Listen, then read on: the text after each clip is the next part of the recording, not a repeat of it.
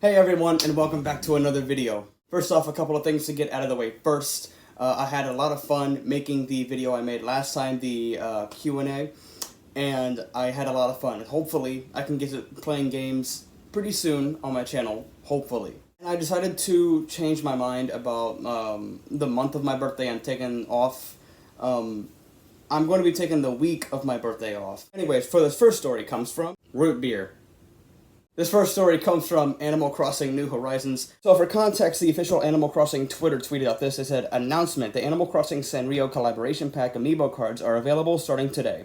Use them with Animal Crossing New Horizons and bring some Sanrio cuteness to your island. Available exclusively at Target." Now the reason why people are mad at this is because when they order them, apparently the orders don't work and they don't get the cards in time. Small YouTuber with over 400 subscribers named Professor J Gaming said, "So much for buying the Sanrio Animal Crossing Amiibo cards. I tried right at 9 AM when they went live and they were gone in the time it took to add them to my cart. Anyone else have this happen?" And this next story comes from Apex Legends. So a video surfaced over on Reddit of the server getting DDoS. So apparently it logged out a player, and when they logged back in, they saw two other players standing over his teammate. And we actually have hardcore evidence to show that this really was DDoS. Roll it. Throwing jump pad! Someone's out there!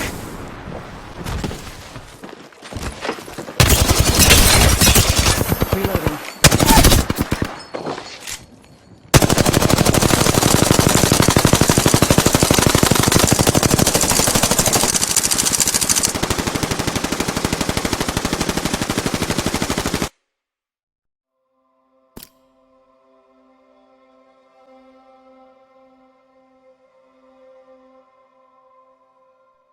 Enemy reviving over here!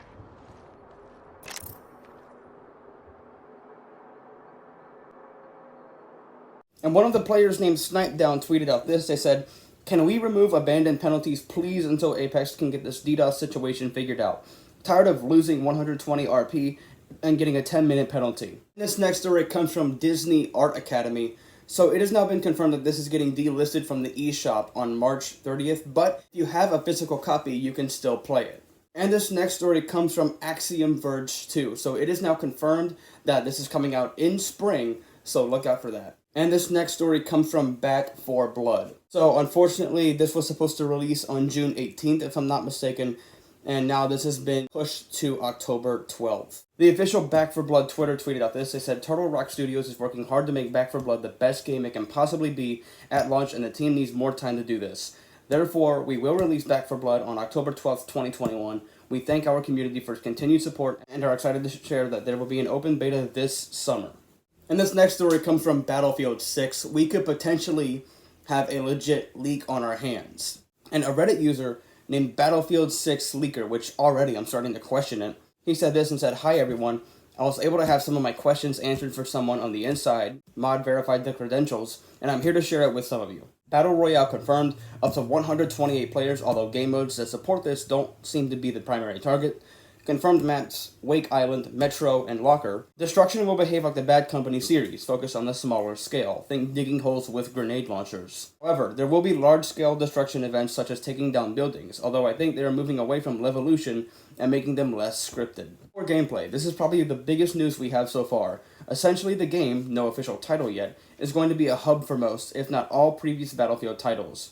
You will be able to boot up servers playing exclusively 1942, or even have the option to play with settings so one team has access to 1942 weapons / vehicles. The other team has access to Battlefield 3 weapons / vehicles. An example given was teams fighting Panzers versus M1 Abrams. Additionally, these settings include core gameplay mechanics such as not being able to sprint with 1942 settings, and not being able to go prone with Bad Company settings.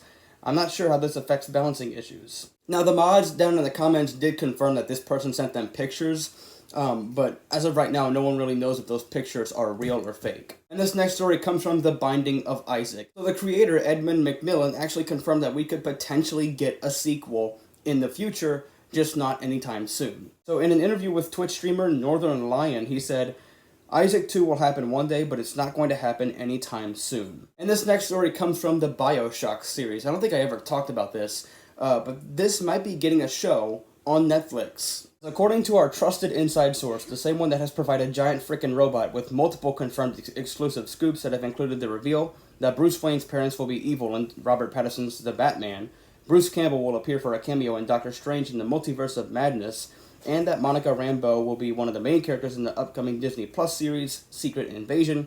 Netflix is in the process of developing a BioShock series that would act as one of their flagship productions. While we can't confirm what the full plans for the show would be, it does seem like it will be a major investment for Netflix. This next story comes from Bomberman. Remember a couple videos ago I talked about how Metal Gear Solid had a board game and was cancelled? It seems like that's the same situation with Bomberman. So a Twitter user named Sean tweeted out this and said, "Behold the rough prototype for the officially licensed Bomberman board game that was cancelled. Figured I'd at least show everyone." And this next story comes from Cooking Mama Cookstar. Something weird happened. We actually thought that Office Create lost licensing to this game. That's all I know. It just randomly showed up on the PlayStation Store, and literally no one knows why. It's just really unexplained at this point, so if there is an update, I'll give it to you guys, but as of right now, no one knows why this exactly happened. This next story comes from Dead Island 2. So there are now rumors that this is coming to the next-gen consoles. So according to WeGotThisCovered.com, it says, "It's worth noting, as always, that everything of this sort should be taken with a grain of salt. But the Insider has a solid track record of supplying accurate information. In comments provided yesterday, they revealed that Deep Silver has made the decision to fully drop support for last-gen devices and is instead redoubling its efforts on ensuring the PS5, Xbox Series X and S, and PC versions are as good as they can be. Such a directive will no doubt become commonplace as time goes on, of course, but perhaps even more so in the wake of Cyberpunk 2077's disastrous performance on base Xbox One and PS4 consoles." Next story, I didn't even expect this, but this next story comes from Demon Souls. This could actually potentially be getting a movie. So according to Giant Frickin' Robot, it says Demon Souls is being developed into a major movie project over at Sony. It sounds like Sony knows that this has the potential to be a big intellectual property for them, and that the movie will be a sizable production. Considering the popularity of the video game series, they seem to know that they have something that could become a real franchise for them if they play their cards right. And this next story comes from Fire Emblem Radiant Dawn. The main character from this game, named Ike, anyone who's played Smash Brothers knows who this is. He's getting a figurine from Good Smile, and Good Smile tweeted out this. They said, "Ike of Fire Emblem Radiant Dawn is ready to fight for his friends as a 1/7 scale figure. Everything from Ragnall to his flowing cape and clothes are captured in stunning detail. Pre-order and add him to your team. And if you want that, I will leave a link down below to it." And this next story comes from Five Nights at Freddy's, The Twisted Ones. So Twisted Chica, who is from this book, is getting her own figurine from Funko Pop. I'll leave a link down below if you want to get that. Next story comes from Forza Horizon 5, so this might still be releasing in 2021. So a Twitter user named HowToFeelNothing said, "Sorry for off topic, do you still think Forza Horizon 5 will come this year?" And then Jeff Grubb responded with a GIF saying, "I think so," potentially teasing that it could release this year. And this next story comes from Ghost of Tsushima. This has now crossed 6.4 million copies sold. That is insane, honestly. Also, coming from Ghost of Tsushima, this is kind of last minute. A friend told me this at the last second. But Ghost of Tsushima might potentially be getting a movie. I know usually I research things and try to get more information, but this I kind of had to put on hold, mainly because I always record. I have to get this video out once a week. I don't want this getting out too late, so I will look into it while I'm editing. And this next story comes from a game I have literally never talked about. This is an obscure Nintendo 3DS game. It's called Harmonite. And earlier this week on Sunday was the game's 8th anniversary, and the Pokemon Sword and Shield designer James Turner tweeted out this and said, "8 years ago today, Harmonite was released for the Nintendo 3DS. Okay, I feel like I didn't type the whole thing down, but I will have to tweet up for you to see it. And this next story comes from the Kid Icarus series. So, Masahiro Sakurai, who is the director of this game and the Super Smash Bros. Series, has finally responded on Twitter because a lot of people have been requesting a sequel to Kid Icarus Uprising. I love this game. My hands were cramping a lot of the time, but I love it. It's a great game. It's worth the pain. And Masahiro Sakurai said this: "We have received many requests for sequels and remakes, but it will be difficult. The design of Pit is a spin-off of the one made with Super Smash Bros. X. Now, for those wondering and, probably looking into this thinking, oh my god, Smash is getting another game. No, it's not. He's talking about Super Smash Bros. Brawl, for the Wii, the first Smash Brothers game I played, and it started my love for the series. And this next story comes from the Kingdom Hearts series. Me personally, I love the series. I've played Recoded, Dream Drop Distance, and the third one. Anyway, earlier this week on Sunday was the series' 19th anniversary, and the official Kingdom Hearts Twitter tweeted out this. They said, 19 years ago today, the very first Kingdom Hearts game launched, and we'd like to say thank you to all of you, our friends, for our power, for joining us for every adventure along the way. A very small YouTuber with over 20 subscribers named Potato, Haley Joel Osment's performance as Sora in the first Kingdom Hearts specifically is one of my favorite voice acting performances of all time. Happy birthday, Kingdom Hearts. And then a Twitch streamer with over 200 followers named Fade2Black said, happy 19th birthday to Kingdom Hearts and many more to come. And this next story comes from Kirby64, the Crystal Shards. So a Twitch streamer with over 500 followers tweeted out about this cheat code that you can actually use to get your third file to literally 100% completion without having to do anything but type in some cheat code. And he tweeted out this and said, earlier today, someone2639 discovered a hidden cheat code in Kirby64. If you plug in a second controller, then hold L, press C up, R, C right, C left, then start, your third file will have 100% completion. Now, you need to know this. If you want to try this out on the Virtual Console version or the Kirby Anniversary Collection, you cannot do this. Well, you can, but there's a chance it might not happen. And this next story comes from two games, and that is The Last Story and Lost Odyssey. So in an interview with Video Games Chronicle, the boss of Mistwalker, Hironobu Sakaguchi, who is better known for his work on Final Fantasy, said this about remaking one of those games. He said, to be honest, there aren't any plans for any remakes at the moment.